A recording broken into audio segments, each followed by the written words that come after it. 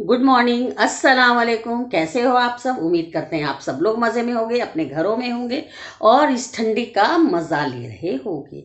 तो चलिए अब हम लोग पढ़ाई का मज़ा लें। पढ़ाई तो बहुत इंपॉर्टेंट है, इसे तो छूटनी नहीं चाहिए। एग्ज़ाम भी नज़दीक है और पढ़ते रहना चाहिए। न्यू एजुकेशन पॉलिसी ने भी, आपका तो सारा स्कूल कॉलेज बंद है लेकिन आपको सुन सुन के पढ़ना है। कोई भी वीडियो देखिए, उसको सुनिए, चैटिंग कम कीजिए, पढ़ाई इधर उधर का नहीं देखिए। कोई भी चीज़ आप सुनेंगे बार बार, अगर एक बार नहीं, दो बार नहीं, तो तीसरी बार तो आपके माइंड में कंप्यूटर की तरह फीड हो ही जाएगा, है ना। तो हम लोगों ने क्या पढ़ाया था? हाउ टू ऑर्गेनिज्म रिप्रोड्यूस का मेल रिप्रोडक्टिव पूरा सिस्टम खत्म कर दिया था। और मैंने आपको कहा था कि आप लोगों को 2 दिन टाइम दे रहे हैं, उसको पढ़िए, उसको अच्छे से समझिए। और ऐसा कुछ नहीं है कि आपको समझ में नहीं आएगा। आप लोग कंप्यूटर युग के स्टूडेंट हो, कंप्यूटर युग के ही स्टूडेंट, इसलिए आप लोग को पूरा कंप्यूटर की तरह अपने माइंड में फीड कर लेना है। तो ठीक है, आज हम लोग फिर स्टार्ट करेंगे फीमेल रिप्रोडक्टिव सिस्टम। ये जो फीमेल रिप्रोडक्टिव सिस्टम है, ये भी जस्ट उसी के जैसा ही है, लेकिन थोड़ा सा कम्प्लेक्स है। थोड़ा सा कम्प्लेक्स ये है कि ये बहुत सारा फंक्शन करती है। और उसमें तो आपको इतना ज़्यादा नहीं था, बस सेमिनिफेरस ट्यूब्यूल्स स्पर्म देता है। वो सारा स्पर्म जो है वासा इफरेंशियस होकर एपिडाइडिस में आता है, वहाँ से थोड़ा मैच्योर नहीं रहता है। कंटिन्यूस स्पर्मेटोजेनिसिस प्रोसेस से स्पर्म बनता रहता है, वो एपिडाइडिमस जो मस्कुलर ट्यूबुलर है उसमें आता है और डेवलप करता रहता है। डेवलप करते करते वो वासा डिफरेंशिया से आता है, वासा डिफरेंशिया से ऊपर जाता है, जो कि एजुकुलेटरी डक्ट में चेंज हो जाता है। उसके बाद से वो यूरिनरी ब्लैडर से होते हुए पीछे उसमें से दो दो ग्लैंड जो हैं उसको और मोटिवेट करते हैं और पुशअप करते हैं और उसको मोटिलिटी देते हैं, जिससे कि वो आगे बढ़ता है। कौन कौन से ग्लैंड होते हैं? जिसे मैंने बताया था, सेमिनल वेसिकल से सेमिनल फ्लूइड निकलता है, प्रोस्टेट ग्लैंड से निकलता है, और ये दोनों मिलकर के सीमेन निकालते हैं। सीमेन क्या होता है? जो कि कॉपुलेशन के टाइम में मेल बॉडी से जो सिक्रेशन निकलता है उसे हम लोग सीमेन कहते हैं, जो कि व्हाइट मिल्की लिक्विड टाइप का होता है और जो कि आपका सेमिनल वेसिकल प्लस स्पर्म उसमें मिला हुआ रहता है, ठीक है ना। और ये प्रोस्टेट ग्लैंड वगैरह और भी बहुत सारे उसमें न्यूट्रिशंस देते हैं, उसको ताकत देते हैं, उसकी एफिशिएंसी को बढ़ाते हैं, आगे बढ़े। अब यहाँ तक की कहानी खत्म थी। अब मैंने बताया था कि फीमेल रिप्रोडक्टिव पार्ट क्या करती है। अब इधर आप एक कहानी सुन लीजिए जो कि बहुत इंपॉर्टेंट है। मैंने बताया था कि एक और ग्लैंड होता है जिसे कहते हैं कूपर ग्लैंड, जो कि उसमें प्रेजेंट रहता है, यूरेथ्रा में प्रेजेंट रहता है, यानी मेल बॉडी पार्ट में रहता है। जैसे क्या होता है, जब वो क्या करता है, वो जैसे मतलब जैसे ड्यूरिंग द कॉपुलेशन वो क्या करता है कि जो फीमेल बॉडी पार्ट जो रहता है वो बहुत एसिडिक रहता है। वो एसिडिक रहता है, उसमें जो है वो बहुत, वहाँ पर इन्फेक्शन होने का ज़्यादा डर रहता है। बहुत सारे स्पर्म उसमें लैक्टोबिलिस एंजाइम रहता है, जिसके वजह से बहुत सारे बैक्टीरियाज रहते हैं जो कि सारे अगर वहाँ पर अगर स्पर्म आए तो मर जाएंगे। तो ये कूपर ग्लैंड क्या करता है, ये सारा मिल करके ये पहले ही सिक्रेशन करके वहाँ पर पूरा, क्या भाई हमारे स्पर्म साहब आ रहे हैं उनके लिए पूरा अच्छे से तैयार करो, वो पूरा सिक्रेशन करके कूपर्स ग्लैंड वहाँ पर के पोर्शन को एल्कली बनाता है और लिब्रिकेट करता है ना, ताकि स्पर्म वगैरह वहाँ पर जिंदा रहें। जैसे आप देखते हो ना कि कोई कोई बड़ा बड़ा वीपीआई आता है तो पहले बहुत सारे सिपाही वगैरह जा करके देखते हैं वहाँ पर का एरिया कैसा है, उसको मुआयना करते हैं, देखते हैं कि हाँ भाई सब चीज़ ठीक है कि नहीं है, तब हमारे वो आ रहे हैं उनको कोई प्रॉब्लम तो नहीं होगा। इसीलिए कूपर ग्लैंड यही काम करता है। वो पहले पेनिट्रेशन जब होता है तो उससे सबसे पहले कूपर ग्लैंड निकलता है, वो वहाँ पर के एरिया को बिल्कुल ठीक ठाक करता है कि कोई फ्रिक्शन तो नहीं होगा, कुछ डैमेज तो नहीं होगा, भाई हमारे स्पर्म साहब आ रहे हैं उनको प्रॉब्लम तो नहीं होगी। वहाँ पर ल्यूब्रिकेट करता है, वो जो एसिडिक मीडियम को कन्वर्ट करता है एल्कलिन मीडियम में, वो सिक्रेशन से, है ना। क्योंकि एसिडिक मीडियम तो बहुत ख़राब है, वो तो जाबित, वो तो ख़त्म कर देगा, सारे स्पर्म को ही मार देगा। तो वहाँ पर वो एल्कली करता है। अब एल्कली पूछोगे क्या होता है, आप लोग पढ़े होंगे इस केमिस्ट्री में, एसिड बेस सॉल्ट, जो पीएच से कम रहा, 7 से कम रहा वो एल्कली हो गया, पीएच से अबव रहा उसका वो जो वैल्यू वो एसिड बेस और सॉल्ट, तो एल्कली बनाता है ताकि स्पर्म वहाँ से, स्पर्म को कोई वहाँ पर दिक्कत नहीं हो, ठीक है ना। तो ये काम हो गया। अब इधर ओवरी जो है वो भी तो अपने एग को तैयार करेगी, तो वो कैसे तैयार करती है, ये कहानी है। तो ये कहानी आप लोग को अभी मैं बता रही हूँ। तो फीमेल बॉडी पार्ट में जो सबसे पहला पार्ट होता है वो होता है ओवरी। क्या होता है? ओवरी होता है। ये ओवरी जो होता है ये आपका पेयर में होता है।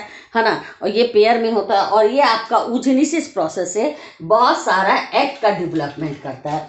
आपको तो ये मालूम है कि body primary sexual characters ovary और टेस्टिस होते हैं, जो कि बॉडी में बाई बर्थ ही रहते हैं। तो ये बाई बर्थ ही एग रहता है, जो कि जो प्यूबर्टी एज आता है यानी टीनेजर्स वाला एज आता है, तब तक ये क्या करते हैं, बहुत सारे एग डेवलप करते रहते हैं। बहुत सारे एग, इनका काम है बहुत सारे एग डेवलप करना। एग डेवलप करते करते करते कितना मिलियंस पहुंच जाते हैं। यहाँ पर क्या होता है, ये ओवरी हुआ एक पेयर ऑफ, जो कि एब्डोमिनल कैविटी में नीचे यानी पेड़ू के पास जो ढोड़ी के नीचे जो होता है उस पार्ट को हम लोग एब्डोमिनल पार्ट कहते हैं ना।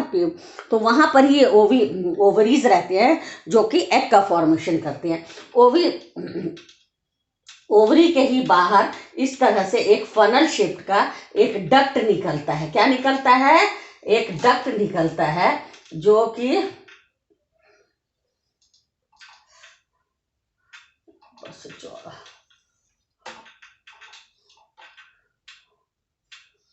हाँ देख लीजिए, जो कि ये डक्ट निकलता है, और ये डक्ट जो है आपका ये यूट्रस तक जाता है। इसे हम लोग क्या बोलते हैं, इसे हम लोग बोलते हैं यूट्रस। और यहाँ से ये नीचे जो पाइप निकलती है, एक लंबा सा निकलता है, इसे हम लोग बोलते हैं सर्विक्स। क्या बोलते हैं, सर्विक्स, है ना। तो यहाँ से जो ये एग है ये जब बनता है, और इसे हम लोग बोलते हैं, ये जो एग के ठीक पास आप देखोगे इस तरह का एक ट्यूब टाइप का होता है, जिसमें उंगली की तरह बहुत सारा, जैसे पेट में इंटेस्टाइन में कैसे विलाई रहता है जो कि एब्जॉर्प्शन करता है, तो इसी तरह से यहाँ पर भी बहुत सारा उंगली की तरह प्रवर्ध निकलता रहता है, जो कि ऐसे से हिलता रहता है। और यहाँ पर से जब एग मैच्योर होकर निकलता है, तो ये सारा उंगली की तरह जो होता है ये एग को खींचता है कि आओ मेरे पास आओ, मेरे पास आओ। ये इसको एग को अंदर सक कर लेता है। इसको हम लोग बोलते हैं ओविडक्ट। क्या बोलते हैं, ओविडक्ट। समझ में आ गया। तो ये एग जब ये बनाता रहता है, प्यूबर्टी तक इसका काम है एग बनाते रहना, कंटिन्यूसली बनाते रहना, लेकिन एक टाइम आने के बाद ये रुक जाता है, अंडा बनने का प्रोसेस रुक जाता है, और स्पर्म कंटिन्यूसली बनते रहता है हमेशा, उसमें कोई लिमिटेशन नहीं है, लेकिन ये बनते जाता है और ये बाहर जो रिलीज करता रहता है एग जब बाहर रिलीज करता है तो ये फनल शेप्ड का उंगली की तरह होता है, जिसे हम लोग फिम्बरी बोलते हैं। क्या बोलते हैं, फिम्बरी। क्या बोलते हैं, फिंगर का भाई है ये फिम्बरी, है ना।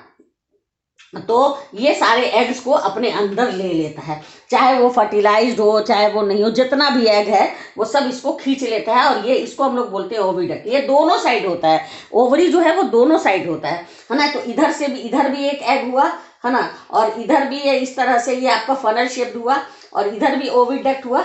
और ये दोनों कहाँ खुलता है ओविडक्ट, ये खुलता है आपका यूट्रस में। किस में खुलता है, यूट्रस में। तो ये ओविडक्ट एग जो है वो इसमें आता है, इसमें आता है, और ये आगे बढ़ जाता है ये ओविडक्ट। इसे हम लोग बोलते हैं फैलोपियन ट्यूब। क्या बोलते हैं, इसे हम लोग यहाँ पर आगे इसको 3 पार्ट में डिवाइड करते हैं ओविडक्ट को। एक ये इन्फंडिबुलम हुआ, एक एम्पुला हुआ, और एक स्थूमस हुआ।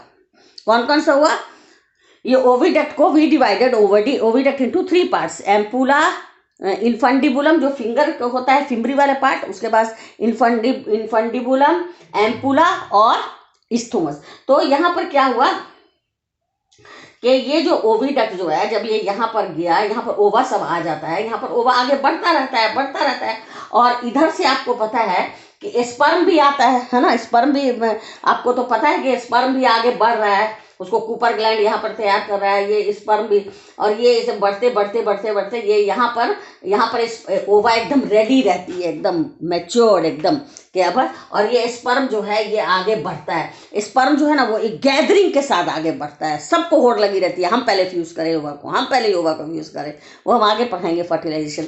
लेकिन कोई एक ही बेचारा सक्सेस होता है जो जा करके इस ओवा को फ्यूज करता है, पेनिट्रेट करता है, और उसके बाद फ्यूज करने के बाद यहाँ पर ये जाइगोट बनाता है।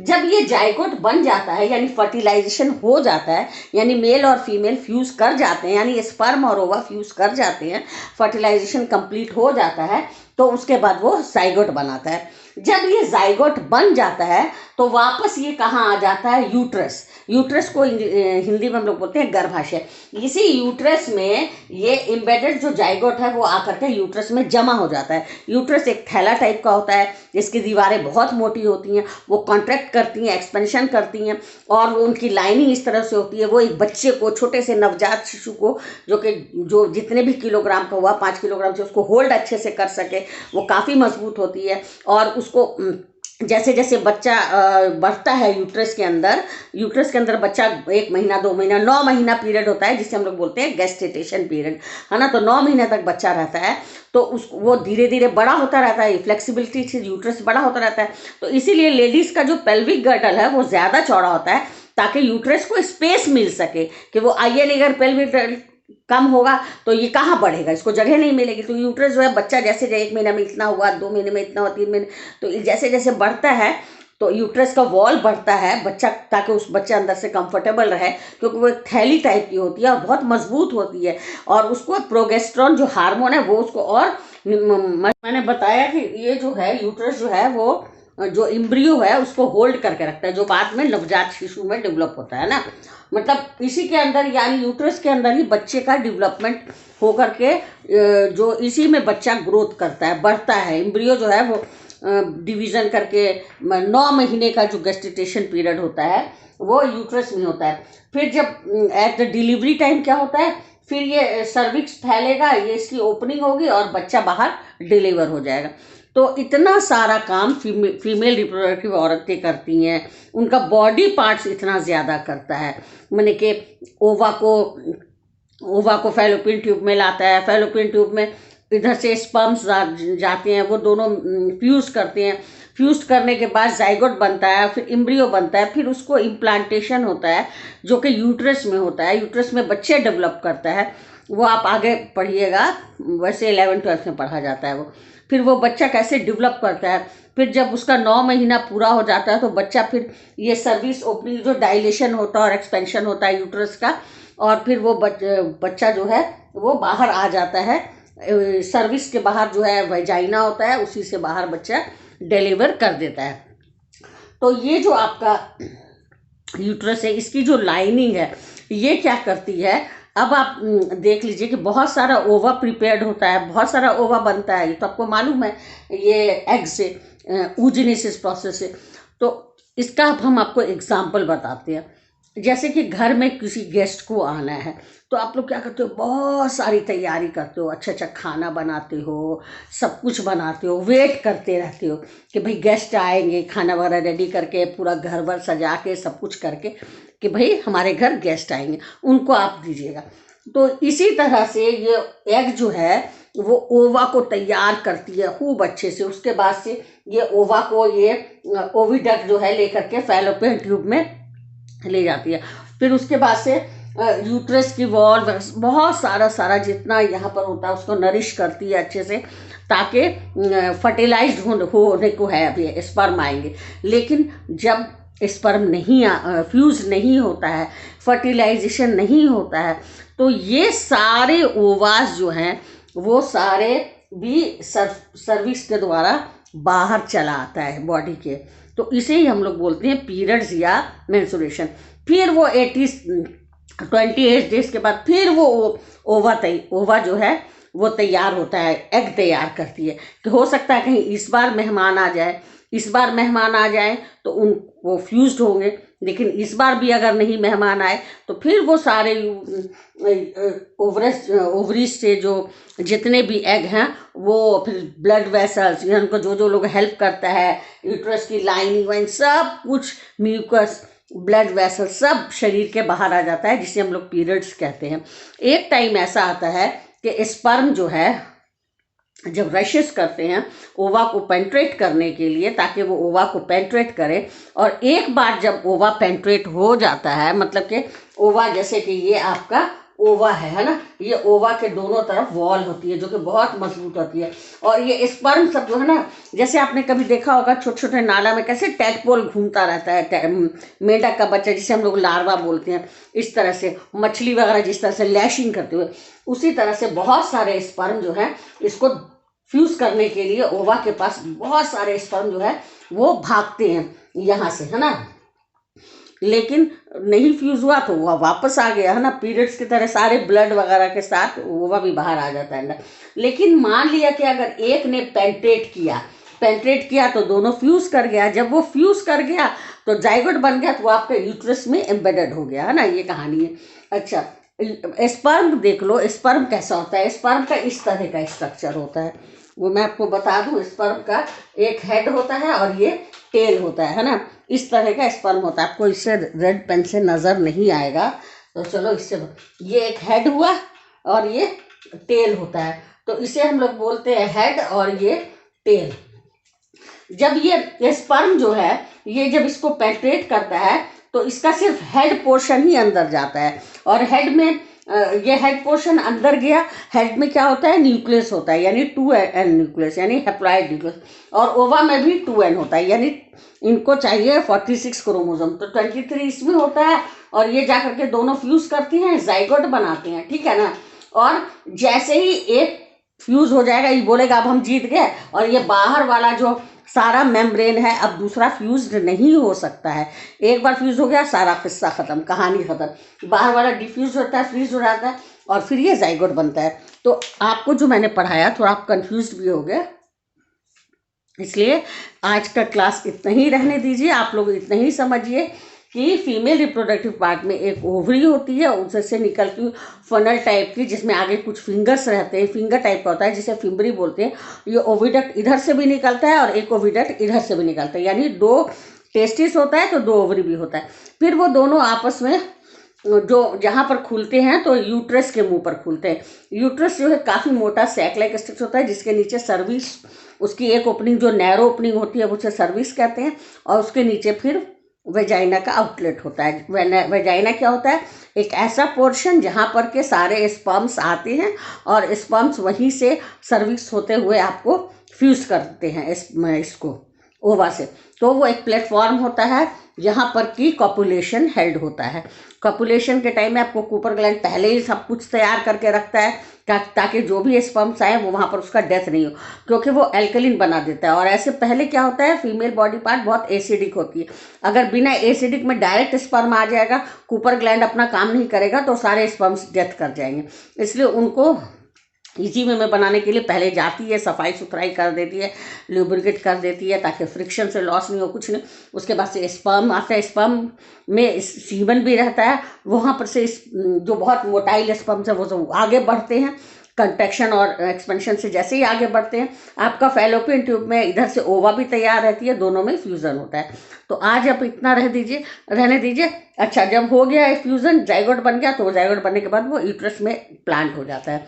वो हम कैसे होता है, क्या होता है, वो अब हम कल पढ़ाएंगे। तब तक के लिए गुड बाय, टेक केयर, अल्लाह।